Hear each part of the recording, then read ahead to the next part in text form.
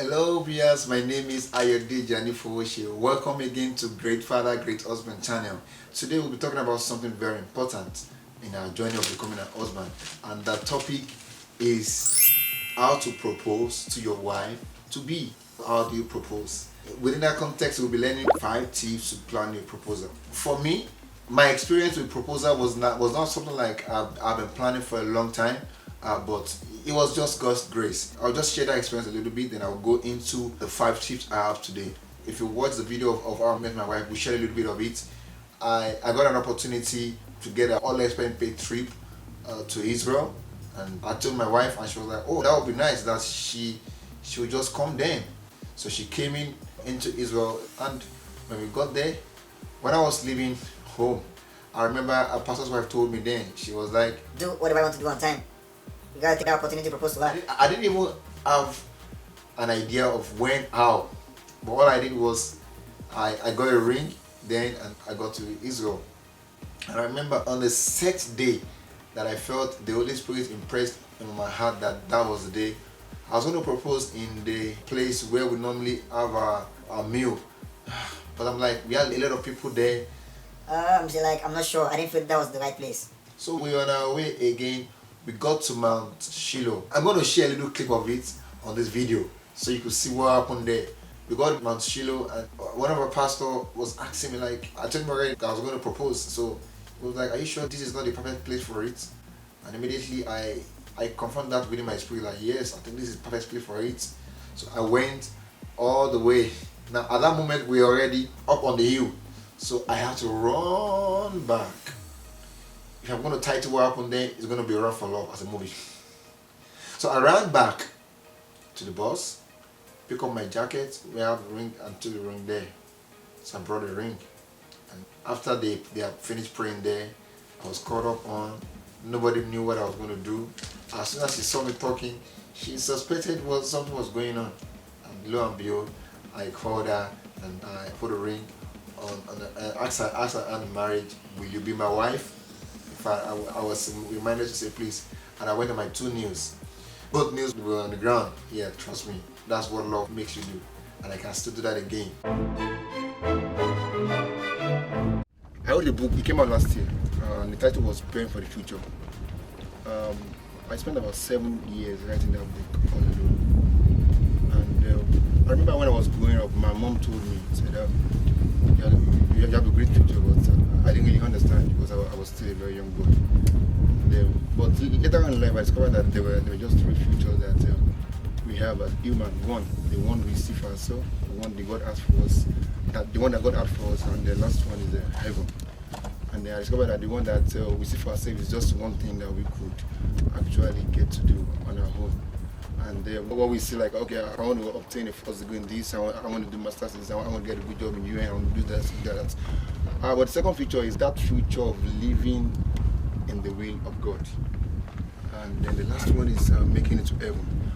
And later on I discovered that the future of living within the confine of the will of God and making it to heaven, you can't do it alone. And you actually need another future to actually make it happen. I discovered that it's so important in our life that we get that future.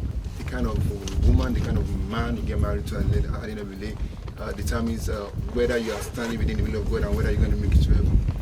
So it's so important, and that's why I want to use this privilege in the midst of gathering and this holy land to call up Kemi Adetiba.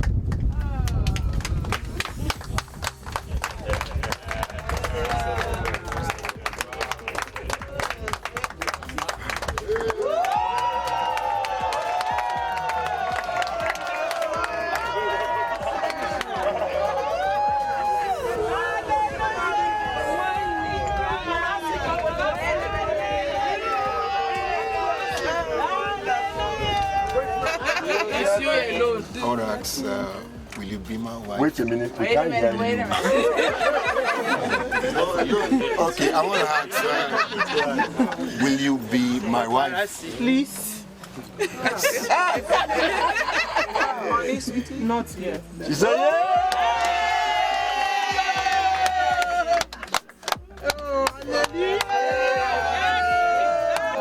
What made that proposal a wonderful one was the fact that that was the first marriage proposal recorded at Shiloh.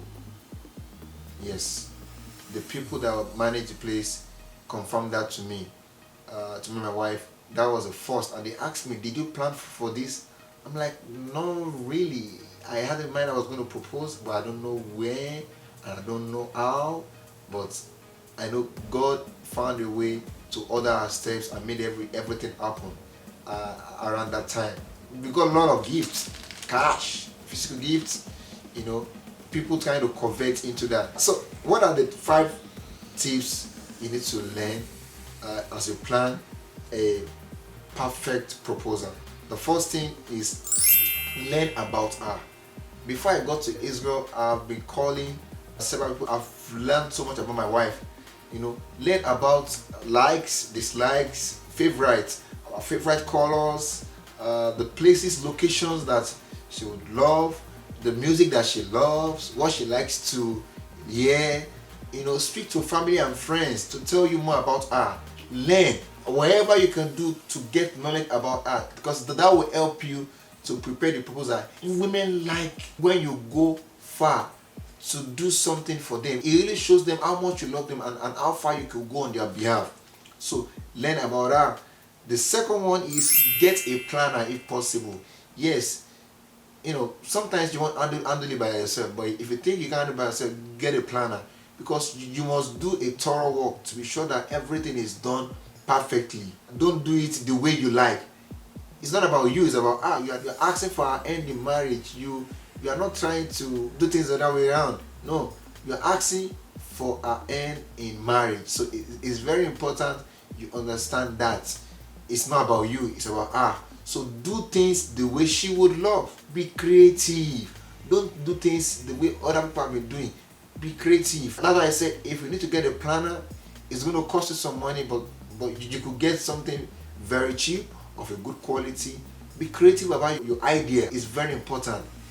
God is the creator of heaven and earth, and He created us in His own image, which means we also have the potential to create things. So be creative in your thoughts and be professional about the planning.